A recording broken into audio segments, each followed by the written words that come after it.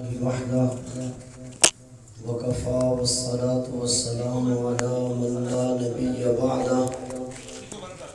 نبي بعده ولا معصوم بعده أما بعد فأعوذ بالله من الشيطان الرجيم بسم الله الرحمن الرحيم قل إن كنتم تحبون الله فاتبعوني يحببكم الله ويغفر لكم ذنوبكم قال النبي صلى الله تعالى عليه وسلم من أحب سنتي فقد أحبني ومن أحبني كان معي في الجنة صدق الله وصدق رسوله النبي الكريم ونحن على ذلك لمن الشاهدين والشاكرين والحمد للہ رب العالمین۔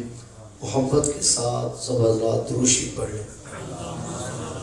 اللہم صلی علی محمد وعلی آل محمد كما صلیت علی ابراہیم وعلی آل ابراہیم انک حمید مجید۔ اللہم بارک علی محمد وعلی آل محمد كما باركت على إبراهيم وعلى آل إبراهيم إنك حميد مجيد۔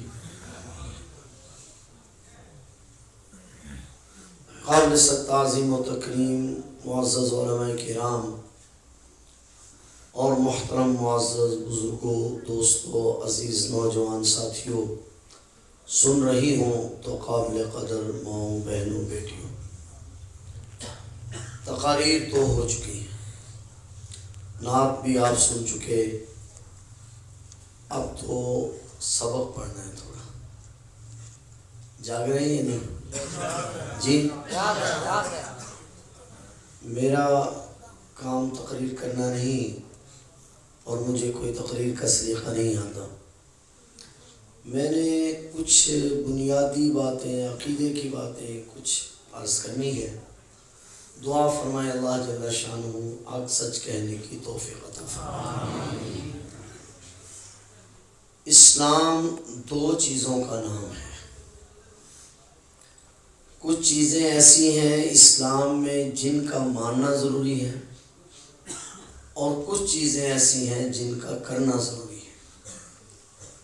اسلام میں جن چیزوں کا ماننا ضروری ہے ان کو عقائد کہتے ہیں، اور جن کا کرنا ضروری ہے ان کو عبادات کہتے ہیں۔ بات کو سمجھ رہے ہیں؟ کچھ چیزیں ایسی ہیں جن کو ماننا ہے، ان پر ایمان لانا ہے، جن کو ماننا ضروری ہے ان کو عقائد کہتے ہیں، اور جن پر عمل ضروری ہے ان کو عبادات کہتے ہیں۔ عقائد ان کی حیثیت بنیاد کی۔ قاضی احسان احمد شجاعبادی رحمہ اللہ تعالی ہمارے بزرگوں میں گزرے ہیں۔ ان کا ایک جملہ بڑا عجیب ہے، فرماتے ہیں عقیدہ درست، اعمال تھوڑے، نتیجہ جنت۔ عقیدہ غلط، اعمال زیادہ، نتیجہ جنت۔ انسان کی نجات کا جو دارومدار ہے نا، وہ کس پر ہے؟ سب ساتھی تھوڑا جاگ کر بیٹھے، جو جانا چاہتے ہیں بلا تکلف چلے، جو حضرات اٹھنا چاہتے ہیں وہ بلا تکلف اٹھ جائے۔ میری تقریر کے دوران پھر میں نہیں اٹھنے دوں گا، جن کو کوئی تقاضا ہے وہ بے شک چلے۔ تو اصل بنیاد عقائد، اس پہ ایک واقعہ بھی سنایا کرتا ہوں۔ حضرت ابراہیم علیہ السلام اللہ کے جلیل قدر پیغمبر ہیں، اللہ کے خلیل ہیں۔ ابھی آپ بات سن رہے تھے خلیل اور کلیم کی۔ ابراہیم علیہ السلام اللہ کے خلیل ہیں، اور موسیٰ علیہ السلام اللہ کے کلیم ہیں۔ کیا فرق ہے خلیل اور کلیم میں؟ مجھے ویسے بات یاد آ گئی۔ خلیل اس کو کہتے ہیں جو سر تسلیم خم ہو، اور کریم اس کو کہتے ہیں جو ناز کے مقام پر ہو۔ حضور علیہ السلام کو جب 50 نمازیں ملی نا، تو پہلے ملاقات ہوئی ابراہیم علیہ السلام سے. پتہ ان کو بھی تھا کہ قوم 50 نمازیں کیسی پڑھے گی, یہ کیسے ممکن ہے, لیکن انہوں نے کوئی بات نہیں کی, اس لیے کہ یہ مقام تسلیم و رضا ہے, بس جس میں وہ راضی ہے اسی میں ہم راضی ہیں. آپ نے سنا ہوگا جب حضرت ابراہیم علیہ السلام کے پاس, توجہ میری طرف ہے, جبرائیل علیہ السلام آئے اور آ کر کہا کہ یہ میکائیل ہے میرے ساتھ, اگر آپ کہیں تو بارش برسا کر آگ کو ٹھنڈا کر دیا جائے, یہ آگ اٹھا کر ان پر مار دی جائے. تو بعض روایات میں آتا ہے ابراہیم علیہ السلام نے فرمایا کہ اللہ یہ سب کچھ دیکھ رہا ہے یا نہیں دیکھ رہا؟ کہا دیکھ رہا ہے. فرمایا اگر وہ جلانا چاہتا ہے تو ہم آج جلنا چاہتے ہیں. یہ ہے خلیل, کہ اگر اس کی رضا اس میں ہے کہ ہم جل جائیں تو ہم پھر جلنا چاہتے ہیں. تو پھر جب آپ پہنچے موسیٰ علیہ السلام کے پاس تو یہ کلام کا مقام ہے, یہ ناز کا مقام ہے. تو کہا واپس جائیے, میری امت تو 2 بھی نہیں پڑھتی تھی. تو ابراہیم علیہ السلام وہاں تسلیم و رضا ہے, اور یہ مقام ناز ہے. جس طرح بچہ باپ سے ناز کرتا ہے, بیٹا چھوٹا بھائی بڑے بھائی سے ناز کے ساتھ بات کرتا ہے.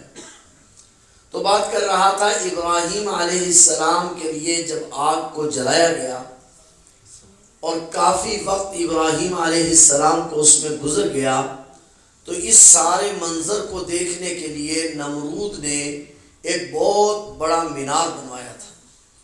اس پر بیٹھ کر اس منظر کو دیکھنے لگا.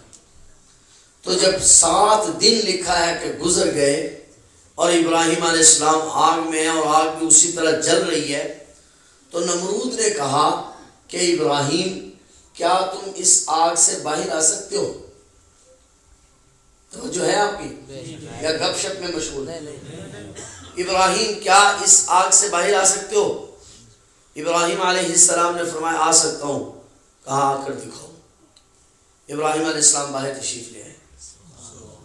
پھر کہنے لگا کیا آپ دوبارہ اندر جا سکتے ہیں؟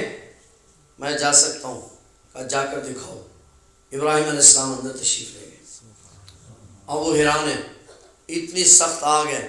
ابراہیم علیہ السلام کو جبرائیل علیہ السلام نے ریشم کا ایک رومال لا کر دیا تھا جس سے آپ اپنا پسینہ صاف کرتے تھے, وہ آپ کے ہاتھ میں تھا. تو جب اس صورتحال کو دیکھا تو ذرا توجہ میری طرف رہے گی, نمرود نے اوپر سے آواز لگائی اور کہا کہ ابراہیم میں مان گیا تمہارا رب بڑی طاقت والا ہے. توجہ ہے, میں مان گیا تمہارا رب بڑی طاقت والا ہے. پھر اگلا جملہ کہا جس کے لیے میں نے یہ واقعہ سنا ہے. کہا ابراہیم میں تمہارے رب کے نام پر 4000 گائے ذبح کروں گا. ابراہیم علیہ السلام نے آگ کے اندر سے آواز لگائی, نمرود 4000 گائے دی, تم 4 لاکھ گائے ذبح کر لینا, جب تک میرے اللہ کی وحدانیت پر ایمان نہیں لاؤ گے اس وقت تک کوئی قابل قبول نہیں ہے. معلوم ہوا جب تک عقیدہ درست نہیں ہے اس وقت تک اعمال کا کوئی فائدہ نہیں ہے. ایک اور روایت بھی یاد آ رہی ہے, اگرچہ روایت ضعیف ہے, فضائل میں قابل قبول ہے. حضرت یوسف علیہ السلام کا زمانہ ہے. یوسف علیہ السلام کے پاس ایک شخص غلہ لینے کے لیے حاضر ہوا. یوسف علیہ السلام کے جو کارندے تھے انہوں نے 1 بار دیا, دوسری بار دیا, تیسری بار دیا. جب 3 مرتبہ غلہ دے دیا انہوں نے کہا کہ ہمیں اور چاہیے. انہوں نے کہا کہ اور غلہ آپ کو نہیں مل سکتا. بڑی منت سماجت کی مگر انہوں نے کہا اور غلہ آپ کو نہیں مل سکتا. یوسف علیہ السلام کے پاس گئے, وہاں ایک قانون طے تھا کہ 1 اونٹ کے بوجھ کے برابر ایک آدمی کو غلہ دیا جاتا تھا. دے دیا گیا.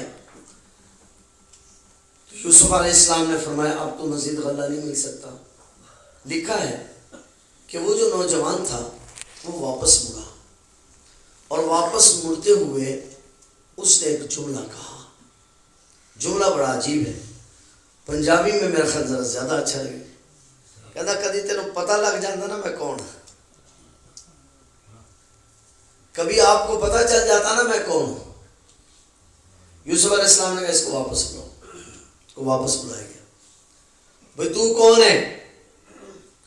اس نے کہا جناب یوسف پہچانو اور اس دن کو یاد کرو جب زلیخا نے آپ پر الزام لگایا اور ایک بچے نے آپ کی گواہی دی. میں وہی بچہ ہوں, جوان ہو گیا ہوں. اب جو کیفیت ہونی چاہیے تھی وہ خود آپ اندازہ لگا لیں. یوسف علیہ السلام نے فرمایا, توجہ میری طرف رہے گی, خزانے دروازے کھول دو, جتنا خزانہ غلہ یہ لے جانا چاہتا ہے اس کو لے جانے کی اجازت دے دو. ابھی وہ آدمی اس جگہ سے ہلا نہیں تھا. جا جبرائیل علیہ السلام تشریف لائے اور عرض کی یا نبی اللہ اس کو اتنا غلہ کیوں دیا جا رہا ہے, کیا وجہ ہے؟ ابراہیم حضرت یوسف علیہ السلام نے فرمایا جبرائیل تمہیں پتہ نہیں ہے یہ کون ہے؟ یا نبی اللہ یہ کون ہے؟ جبرائیل یہ وہ شخص ہے جس نے اللہ کے نبی کی گواہی اس وقت میں دی جب اس کی گواہی دینے والا کوئی نہیں تھا. جبرائیل علیہ السلام نے بڑا عجیب جملہ کہا یا نبی اللہ پوچھتے ہیں آپ کو یہ بندہ محبوب ہے؟ توجہ ہے, توجہ ہوگی تو میں اگلی بات کروں گا. یا نبی اللہ آپ کو یہ بندہ محبوب ہے؟ حضرت یوسف علیہ السلام نے فرمایا ہاں مجھے یہ بندہ محبوب ہے. حضرت جبرائیل علیہ السلام نے فرمایا اللہ تعالیٰ فرماتے ہیں جو بندہ میری وحدانیت کی گواہی دیتا ہے مجھے اس سے بھی زیادہ محبوب ہے. میری بات سمجھ رہے ہیں؟ اللہ کے ہاں سب سے زیادہ قیمت کس چیز کی ہے؟ عقیدے کی. اور پھر عقیدوں میں سب سے پہلا عقیدہ ہے عقیدہ توحید. عقیدہ توحید کس کو کہتے ہیں؟ اللہ کو ایک ماننا. اللہ اپنی ذات میں بھی اکیلا ہے. میں سبق عرض کر رہا ہوں, میں تقریر نہیں کر رہا اور آپ کے بے چینی بھی میں محسوس کر رہا ہوں. کیا خیال ہے دعا کر لیجئے؟ اگر آپ میری طرف توجہ نہیں کریں گے پھر میں بھی مجبور ہوں گا. آپ یہ چلنے پھرنے کا سلسلہ ذرا بند کریں, میری طرف توجہ رکھیں. میں جو بات عرض کر رہا ہوں بعض اوقات ہم بچوں کو چپ کراتے کراتے سارا نظم خراب کر دیتے ہیں. تو سب سے پہلی بات کیا ہے؟ عقیدہ. عقیدوں میں پہلا عقیدہ کون سا ہے؟ عقیدہ توحید. اللہ کو اپنی ذات میں بھی اکیلا ماننا اور اپنی صفات میں بھی اکیلا ماننا. اللہ اپنی ذات میں بھی اکیلا ہے اور اپنی ذات میں اکیلے کا کیا مطلب ہے؟ ذات میں اکیلے کا مطلب یہ ہے کہ اللہ جل شانہ نہ وہ خود کسی کی اولاد ہے اور نہ اس کی کوئی اولاد ہے. قل هو اللہ. مشرکین نے نبی کریم صلی اللہ علیہ وسلم سے اللہ کا نسب پوچھا. عرب میں نسب بیان کرنے کا رواج تھا کہ اللہ کا نسب کیا ہے. تو جو ہی مشرکین نے پوچھا تو قرآن کریم کی سورت مبارکہ نازل ہوئی قل هو اللہ احد. کہہ دیجئے کہ اللہ, توجہ میری طرف رہے گی, جب تک آپ صحیح توجہ سے نہیں بیٹھیں گے میں بات نہیں چلاؤں. قل هو اللہ, اللہ سارے بولو اللہ, اللہ ایک.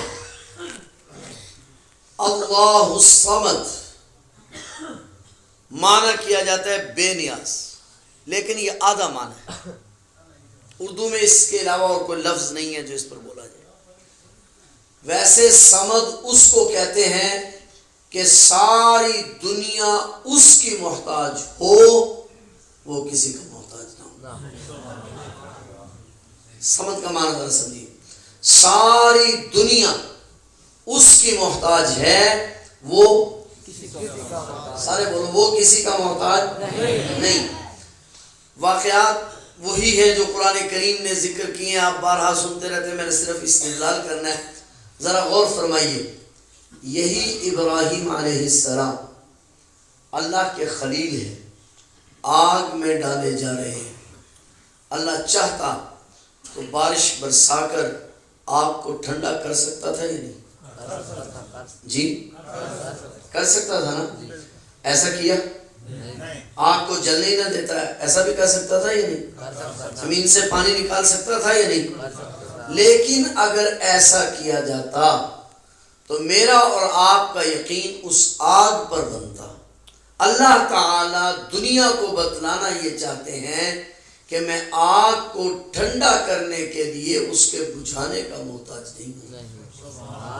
آگ جلتی رہے، میں اس سے تاثیر چھین لوں۔ سمجھ رہے بات یا نہیں سمجھ رہے؟ یہ جو اسباب ہیں ان کی طاقت کچھ نہیں، طاقت کس کی ہے؟ اللہ۔ یہ سب کچھ مسبب الاسباب سے ہوتا ہے، اسباب سے کچھ نہیں ہوتا۔ یہ جو انبیاء علیہ السلام کو معجزات دیے جاتے ہیں، ان کا منشا بھی یہ ہے کہ انسان کا عقیدہ یہ بن جائے کہ سب کچھ کس سے ہوتا ہے؟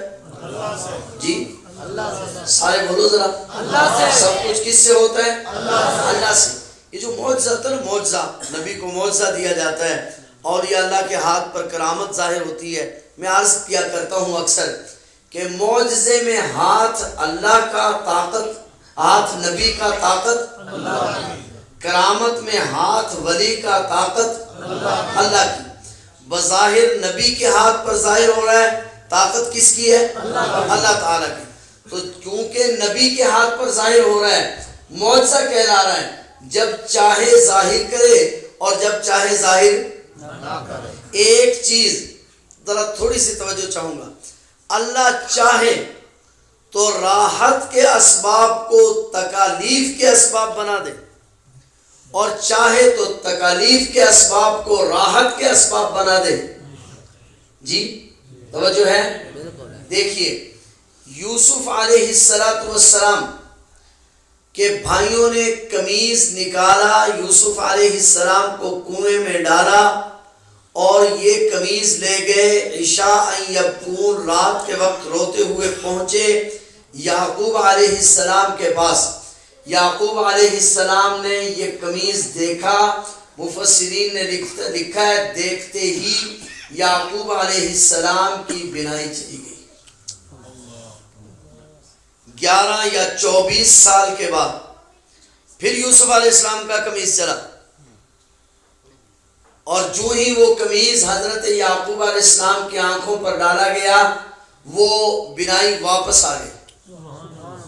اب ایک وقت تھا قمیض وہی ہے، اسی یوسف علیہ السلام کے بدن پر ہے، ایک وقت تھا وہی قمیض بینائی کے جانے کا سبب بن رہا تھا، ایک وقت آیا کہ وہی قمیض بینائی کے آنے کا سبب بن گیا۔ وہی دریا ہے جو موسیٰ علیہ السلام اور اس کے لشکر کو بچانے کا سبب بن رہا تھا، وہی فرعون کے غرق کرنے کا سبب بن گیا۔ یہ وہی دریا تھا جس میں حضرت موسیٰ علیہ السلام کو اللہ بچا کر لایا تھا۔ ایسی ہے توجہ ہے آپ کی؟ یاد آ رہا ہے واقعہ؟ اٹھا کر فرعون کے دربار میں پہنچا دیا۔ بڑی عجیب بات ہے اگر آپ کی توجہ ہو۔ ایک ہے نظر کا یقین اور ایک ہے خبر کا یقین۔ توجہ میری طرف رہے گی۔ موسیٰ علیہ السلام کی والدہ ماجدہ کو حکم دیا گیا فَأَلْقِيهِ فِي الْيَمِّ، بیٹے کو دریا میں ڈال دو، معصوم بچے کو۔ اب نظر کہتی ہے موسیٰ کی ماں بچہ مر جائے گا، مگر خبر کیا کہتی ہے؟ بچہ نہیں مرے گا۔ سیدہ کا یقین، موسیٰ علیہ السلام کی والدہ کا یقین نظر پر نہیں خبر پر ہے، اللہ کے حکم پر ہے۔ فَأَلْقِيهِ فِي الْيَمِّ وَلَا تَخَافِي وَلَا تَحْزَنِي بیٹے کو ڈالتے وقت خوف زدہ نہ ہو جانا اور ڈالنے کے بعد غمگین نہ ہو جانا. اِنَّا رَادُّوهُ إِلَيْكَ، ہم آپ کا بیٹا آپ کو واپس لٹائیں گے. توجہ ہے؟ اب دریا کبھی بچے واپس لٹایا کرتا ہے؟ نظر کہتی ہے، دیکھنا، باتوں میں نہ آ جانا. بیٹے کو دریا میں ڈالو گے پھر مل نہیں سکے گا.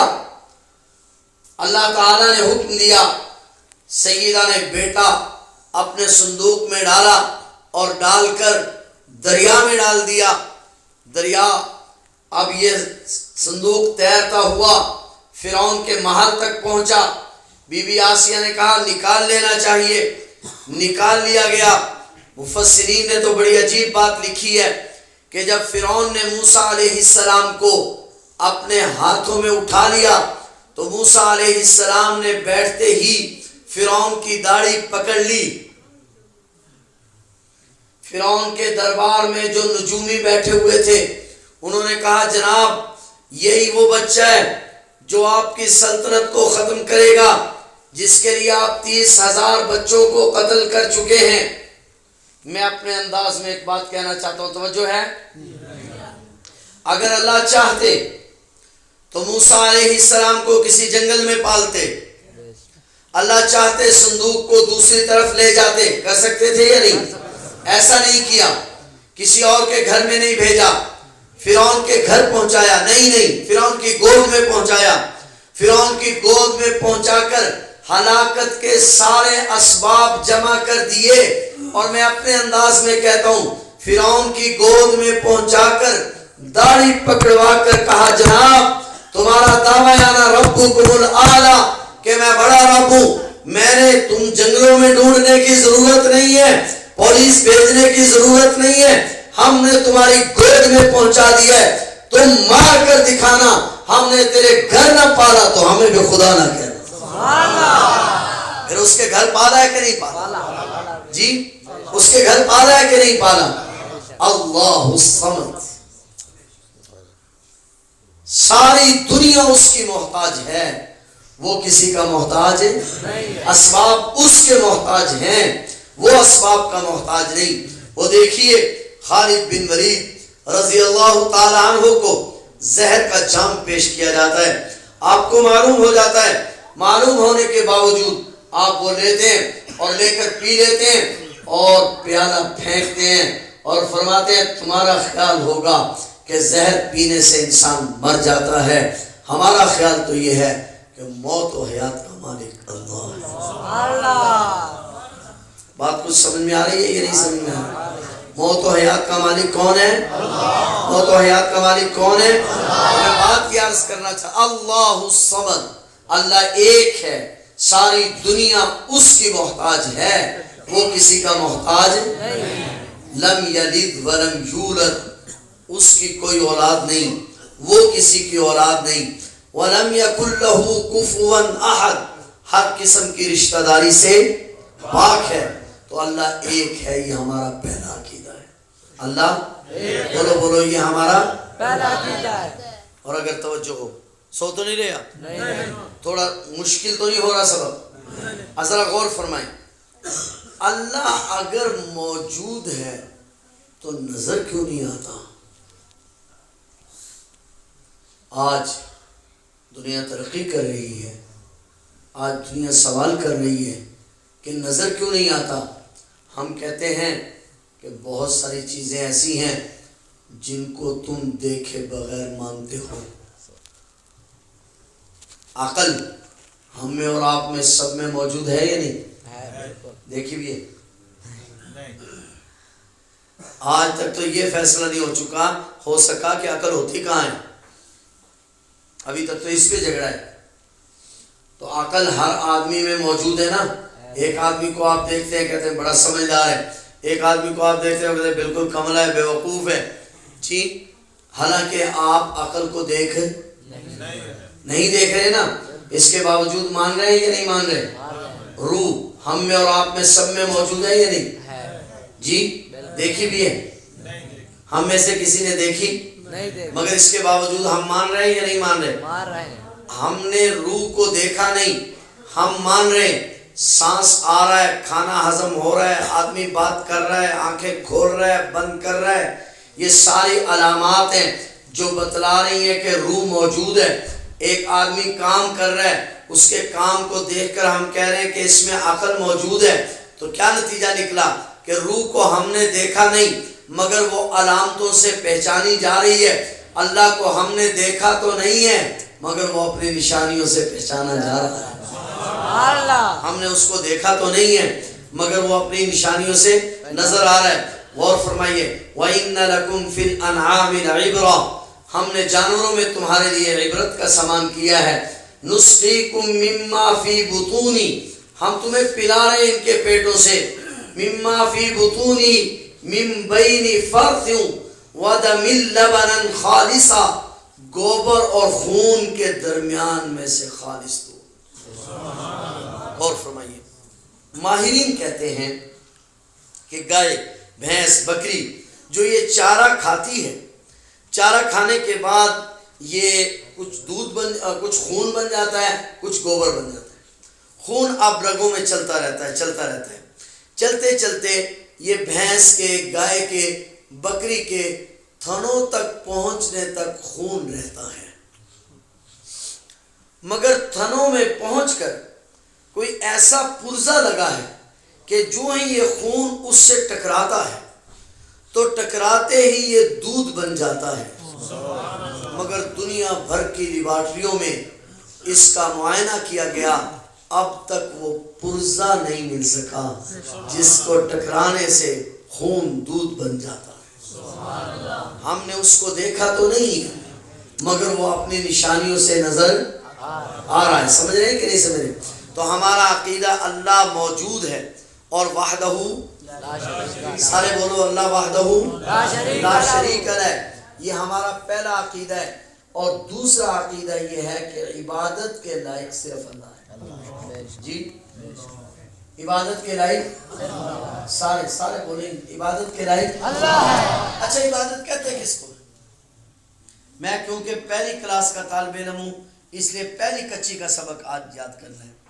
تو عبادت کہتے کس کو ہے کہ آدمی کسی کو بڑا سمجھے اور اپنے آپ کو چھوٹا سمجھے. اپنے آپ کو چھوٹا سمجھ کے اس کے سامنے اپنی عاجزی کا اظہار کرے، اس کو کہتے ہیں عبادت. ٹھیک ہے. تو عبادت کے لائق کون ہے؟ اللہ. جی اللہ. عبادت کے لائق کون ہے؟ اللہ. عبادت کے لائق صرف اللہ ہے. کیوں؟ کہتے ہیں کہ عبادت اس ذات کی جا سکتی ہے جس میں 3 خوبیاں، جس میں 3 باتیں ہوں، اس کی عبادت ہو سکتی ہے. نمبر 1، ہر وقت ہر جگہ موجود ہو. ہر وقت ہر جگہ، سارے بولیں گے ہر وقت ہر جگہ موجود. نمبر 2، ہر وقت ہر کسی کی فریاد کو سن سکتا ہوں. نمبر 3، ہر وقت ہر کسی کی فریاد کو سن کر پورا کرنے پر قادر بھی ہو. ہر وقت ہر جگہ موجود ہو کیونکہ مانگنے والا ہر جگہ ہے، لہذا عقل چاہتی ہے رب ایسا ہو جو ہر جگہ ہو. مانگنے والا جب ہر جگہ ہے تو دینے والا بھی ہر جگہ ہونا چاہیے. ہر وقت ہر جگہ موجود ہو، مانگنے والا ہر جگہ مانگ رہا ہے، لہذا دینے والا ایسا ہو جو ہر جگہ ہر وقت سن سکے. مانگنے والا ہر چیز مانگتا ہے، لہذا ایسا ہو جو ہر چیز پر، بولو ذرا، جو ہر چیز پر قادر ہو. لہذا ایسی ذات جو ہر وقت ہر جگہ موجود ہے، ہر کسی کی فریاد کو سن سکتا ہے اور سن کر پورا کرنے پر قادر بھی ہے، وہ کون ہے؟ اللہ. قل اللہم مالک الملک تؤتی الملک من تشاء وتنزع الملک ممن تشاء وتعز من تشاء وتذل من تشاء بیدک الخیر انک علی کل شیء قدیر. ہر چیز پر قادر کون ہے؟ اللہ. سارے مل کر بولو ہر چیز پر قادر کون ہے؟ اللہ. ہر چیز پر قادر کون ہے؟ اللہ. تبارک الذی بیدہ الملک وہو علی کل شیء قدیر. تو عبادت پھر کس کی کرنی ہے؟ اللہ. جی اللہ کی. عبادت کا معنی ہوتا ہے کسی کے سامنے، میں نے عرض کیا عاجزی کرنا. عاجزی تین طریقے سے ہوتی ہے. یا الفاظ کے ساتھ کی جائے، آپ رحمان ہیں، آپ رحیم ہیں، آپ مالک یوم الدین ہیں، آپ مشکل کشا ہیں، آپ حاجت روا ہیں. جی یہ ہے زبان کے ساتھ عبادت. ایک ہے اعضاء کے ساتھ، کسی کے سامنے ہاتھ باندھ کر کھڑے ہونا، کسی کے سامنے رکوع کرنا، سجدہ کرنا. تو ایک ہے عبادت زبان کی، دوسری عبادت ہے اعضاء کی، اور تیسری عبادت ہے مال کی. قل ان صلاتی ونسکی ومحیای ومماتی للہ رب العالمین لا شریک لہ. ہر قسم کی عبادت کے لائق کون ہے؟ اللہ.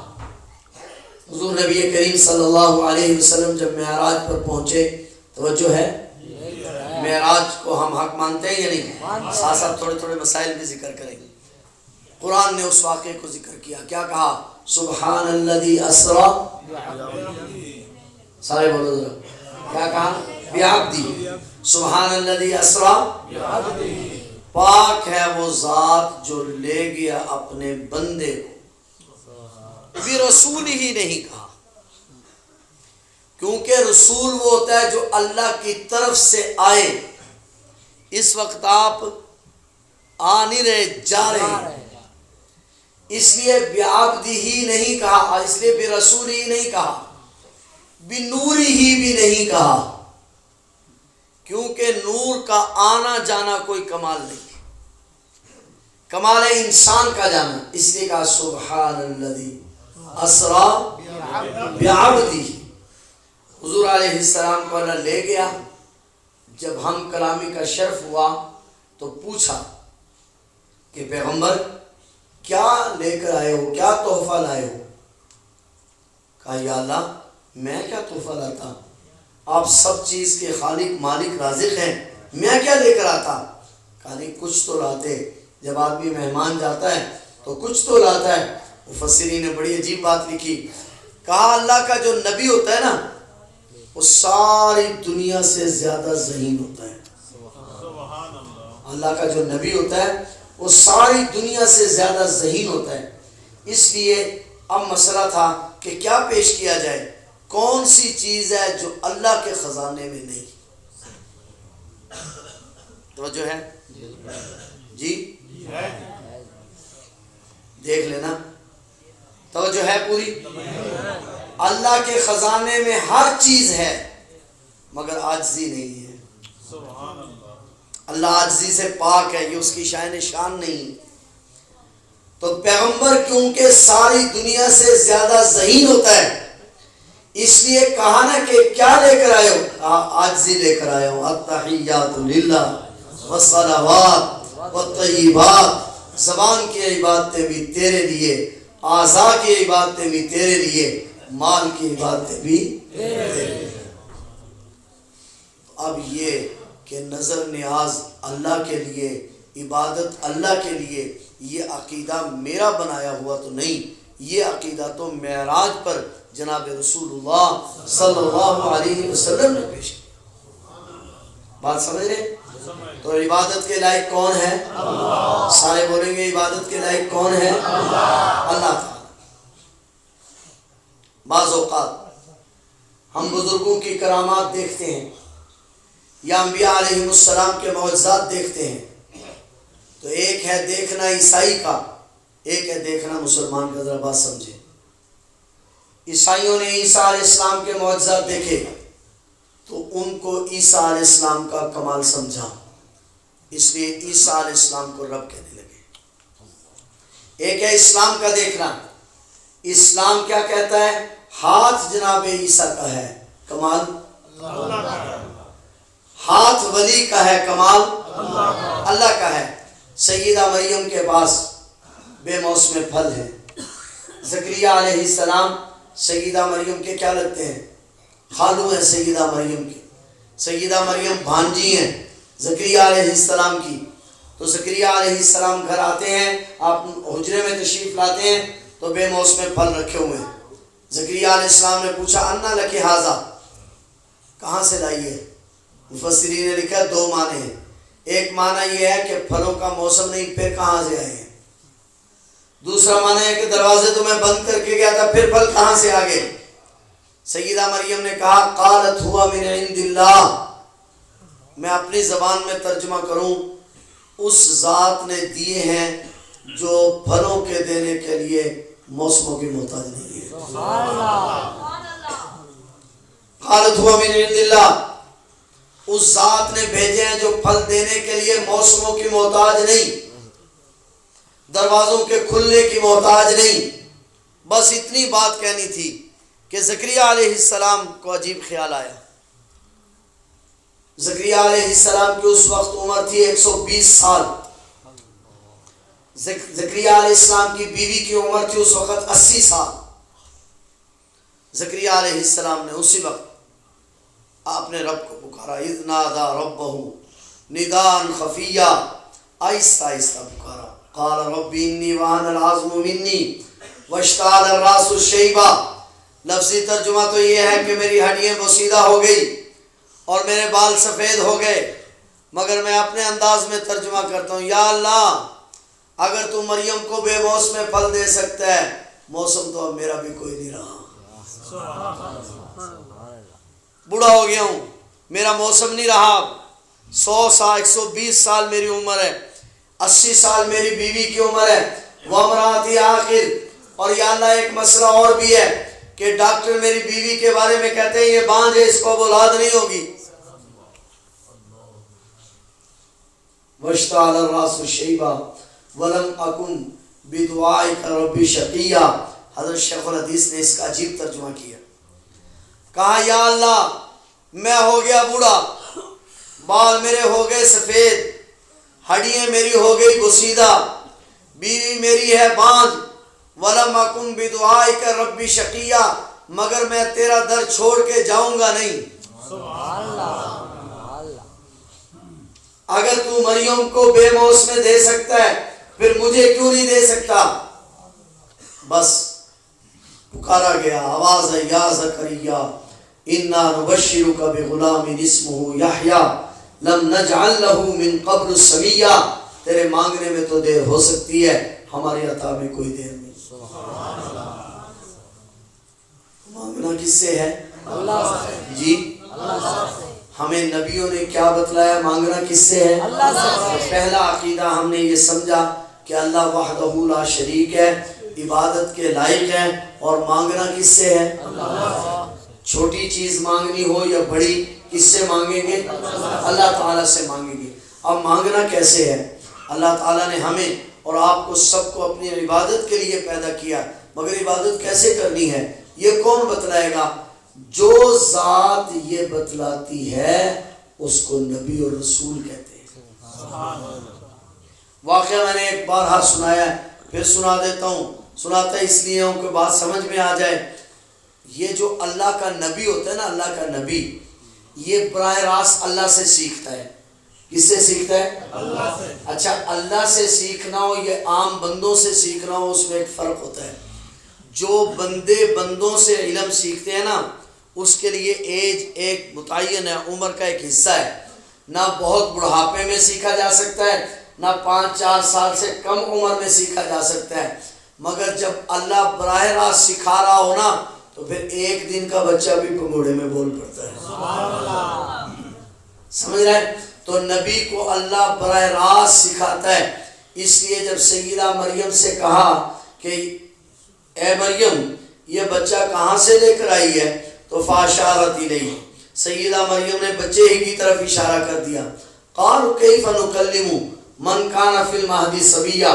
مریم کوئی کرنے کی بات کرو، اور گھڑوں میں بھی کبھی کوئی بچے بولتے ہیں. ابھی ادھر یہ باتیں ہو ہی رہی ہیں کہ بچہ خود کہنے لگا انی عبد اللہ. حضرت عیسیٰ علیہ السلام خود بول پڑے. تو عیسیٰ علیہ السلام کس سے لے رہے ہیں براہ راست علم؟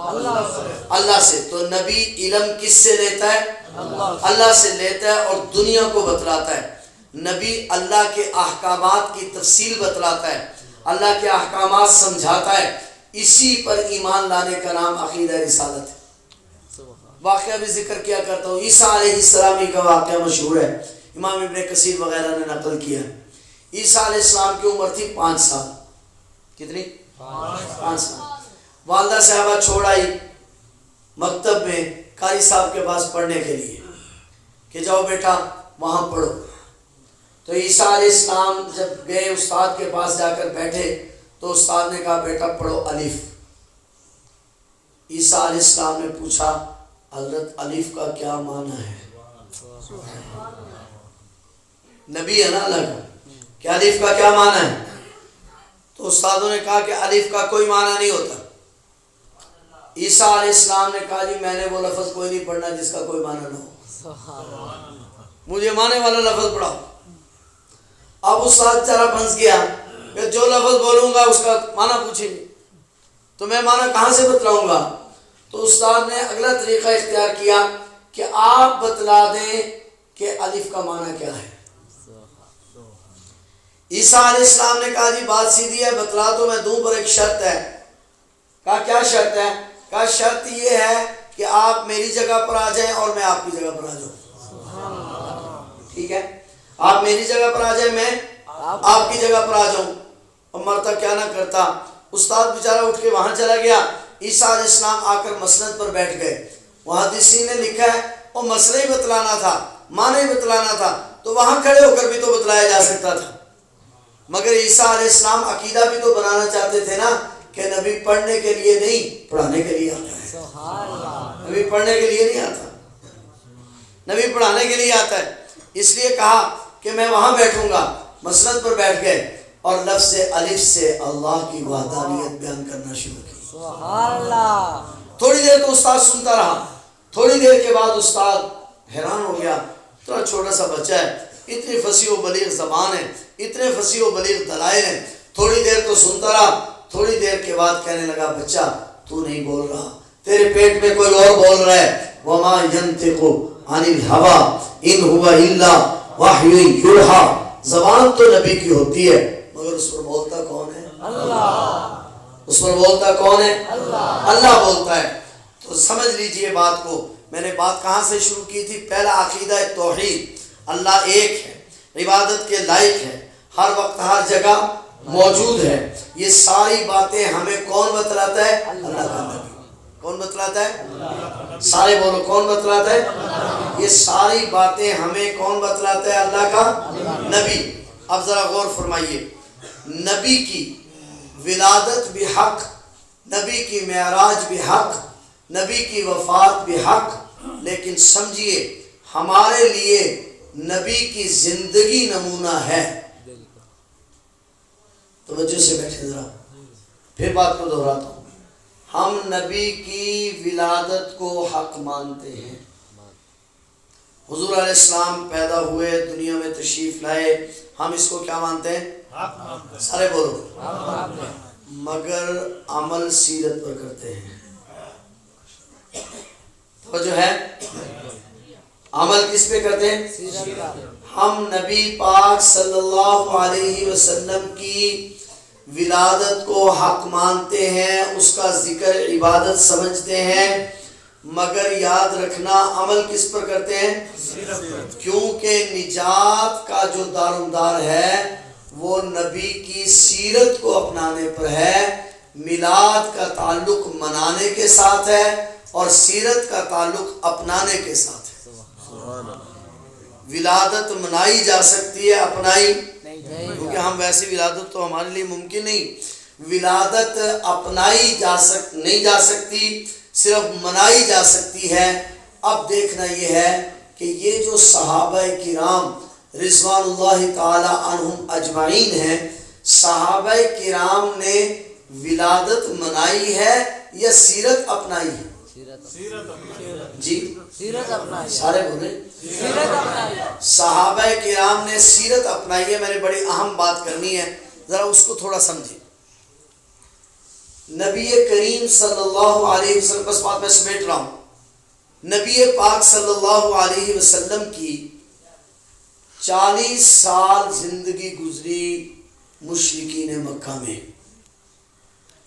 40 سال کے بعد آپ نے فرمایا لبثت فیکم عمرا، میں تم میں ایک زمانہ ٹھہرا،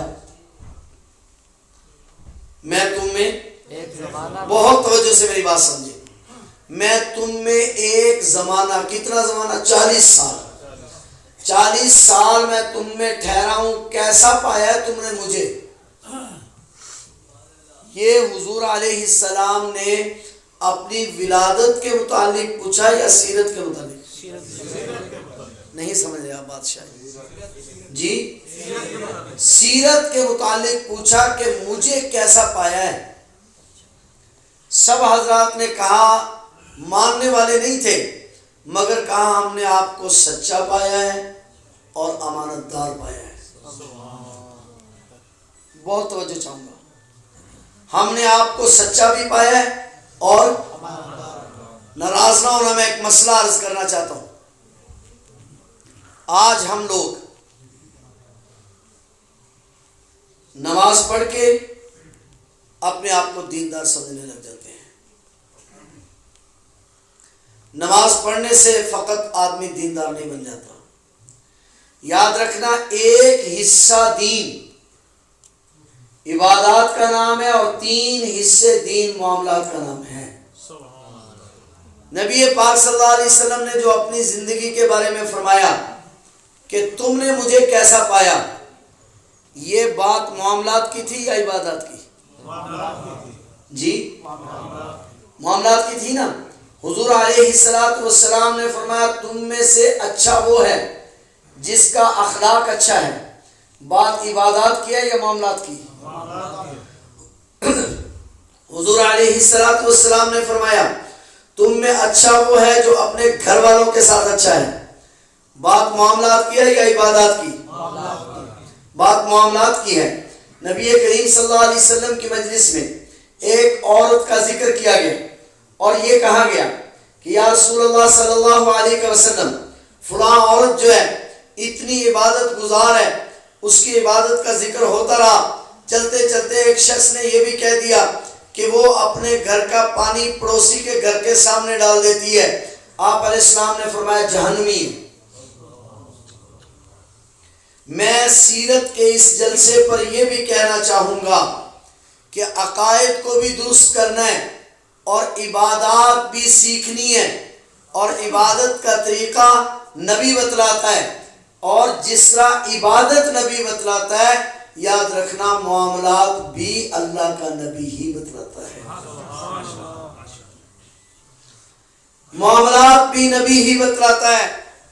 آج ہم بڑے عجیب لوگ ہیں، ویسے ہم عاشق رسول ہیں، ناراض نہ ہونا، ہم محب رسول ہیں، ہم ہر مسئلے میں ہمارا دعویٰ ہے محبت کا اور ہونا چاہیے، اس کے بغیر آدمی مسلمان نہیں ہے، لیکن جب شادی کا موقع آتا ہے اس وقت بھی ہم عاشق رسول ہوتے ہیں یا نہیں؟ جب فوتگی ہو جاتی ہے اس وقت بھی ہم عاشق رسول ہوتے ہیں یا نہیں؟ تو ہم عاشق رسول کوئی ایک وقت کے ساتھ تھوڑا ہے، کوئی دن کے ساتھ تھوڑی متعین ہے۔ وہ عاشق رسول تو ہر وقت عاشق رسول ہوتا ہے، اس کی تو ایک ادخلوا فی السلم کافہ، ایمان میں پورے کے پورے داخل ہو جاؤ۔ تو کیا مطلب ہے کہ ہمیں اپنی زندگی کے بدلنے کا فیصلہ کرنا ہے۔ سیرت کے جلسے کا مطلب یہ ہے اللہ کے نبی نے کوئی ایسا پہلو نہیں چھوڑا جس میں اللہ کے نبی نے رہنمائی نہ کی ہو۔ کوئی پہلو ہے جی؟ اپنی ایمانداری سے بتلاؤ، کیا دنیا کے تمام معاملات میں ہم اللہ کے نبی کی اتباع کر رہے ہیں؟ پھر یہ کیسا عشق ہے، یہ کیسی محبت ہے؟ بھائی میں یہ کہنا چاہوں گا صحابہ کرام کے بارے میں کیا عقیدہ ہے ہمارا کہ ساری دنیا سے افضل ہیں یا نہیں؟ جی عقیدہ ہے نا؟ کوئی چیز تو صحابہ کرام میں تھی. بس بات سمجھ لیجئے, میں سمیٹتا ہوں بات کو, بڑی اہم بات مجھے یاد آئی. صحابہ کرام میں محدثین نے ایک بات لکھی ہے بڑی عجیب, کہ کیا چیز تھی وہ جو صحابہ کرام کی زبان پر لا الہ الا اللہ آ گیا, پھر اس کے بعد وہ تیل کے ابلتے ہوئے کڑاہوں میں ابل گئے, ان کے جسموں پر بھاری پتھر رکھ دیے گئے, ان کے جسموں میں میخیں گاڑ دی گئی, ان کے جسموں کے ٹکڑے کر دیے گئے, مگر وہ اپنی بات پر قائم رہے. محدثین لکھتے ہیں انتہائی غور و فکر کے بعد کہ وہ طاقت جس نے صحابہ کرام کو ظالم جابر بادشاہوں کے سامنے کلمہ حق کہنے پر مجبور کیا, وہ طاقت جس کی بنیاد پر صحابہ کرام 1,000 آدمیوں کے مقابلے میں ایک آدمی اکیلا چلا گیا, لاکھوں کے مجمع میں چند 100 آدمی چلے گئے, پوری دنیا ان کے قدموں میں آ گئی, وہ حق پر ثابت قدم رہے, ان کی آنکھیں نکالی گئی, ان کے بازو توڑے گئے, ان کے ہاتھ اور پاؤں کاٹ دیے گئے. محدثین نے اللہ کی قسم لکھا ہے اس کے سوا کچھ نہیں ہو سکتا کہ صحابہ کرام نے یہ جو سب کچھ کیا یہ عشق مصطفیٰ نے کیا. توجہ سے بات سمجھیں, یہ عشق, بولو ذرا, صحابہ کرام جو تختہ داروں پر لٹکے, صحابہ کرام نے جو جسموں کا قیمہ کرا دیا, صحابہ کرام کی جو آنکھیں نکلی, صحابہ کرام رضوان اللہ تعالیٰ عنہم اجمعین جو تیل کے ابلتے ہوئے کڑاہوں میں ابلے مگر انہوں نے کلمہ حق نہیں چھوڑا, اس لیے کہ عشق ان کا ثابت تھا. یہ سارے کا سارا, میں عجیب بات محدثین نے لکھی ہے کہ یہ سب کچھ عشق نبی کریم صلی اللہ علیہ وسلم کی وجہ سے ہوا. لیکن قابل غور بات ہے, میری تقریر ختم ہوئی, وہ عشق جو ابو بکر صدیق کو حق کہنے پر مجبور کرتا تھا, وہ عشق جو فاروق اعظم کو حق کہنے پر مجبور کرتا تھا, وہ عشق جو سیدنا عثمان غنی کو مجبور کر رہا تھا, وہ جو سیدنا علی المرتضیٰ کو مجبور کر رہا تھا, وہ مجھے اور آپ کو اتباع رسول پر مجبور کیوں نہیں کر رہا؟ تقریر میری ختم ہوئی, میرا آپ سے سوال ہے, میں بھی عاشق رسول ہونے کا دعویٰ کر رہا ہوں, آپ بھی دعوے دار ہیں, اور ہمارا ایمان ہے کہ عشق مصطفیٰ کے بغیر ایمان مکمل نہیں ہو سکتا. مجھے یاد آیا علامہ بن نوری رحمت اللہ علیہ نے لکھا ہے کہ اگر قیامت کے دن اعمال میں کمی ہوئی تو عشق مصطفیٰ کے ذریعے اعمال کی کمی کو پورا کر دیا جائے گا, لیکن اگر محبت مصطفیٰ میں کمی ہوئی تو دنیا کا کوئی عمل اس کو پورا نہیں کر سکے گا. بات سمجھ رہے؟ لیکن میں اور آپ دعوے دار ہیں, محدثین کا اس بات پر اتفاق ہے کہ 1400 سال میں جو لوگ ظالم جابر بادشاہوں کے سامنے ڈٹے, جنہوں نے اپنی اولاد کی پرواہ نہیں کی, جنہوں نے اپنے مال کی پرواہ نہیں کی, جنہوں نے عزت و آبرو کی پرواہ نہیں کی, اس کی بنیاد محدثین کے نزدیک عشق و محبت تھا, مگر وہ عشق و محبت ان کو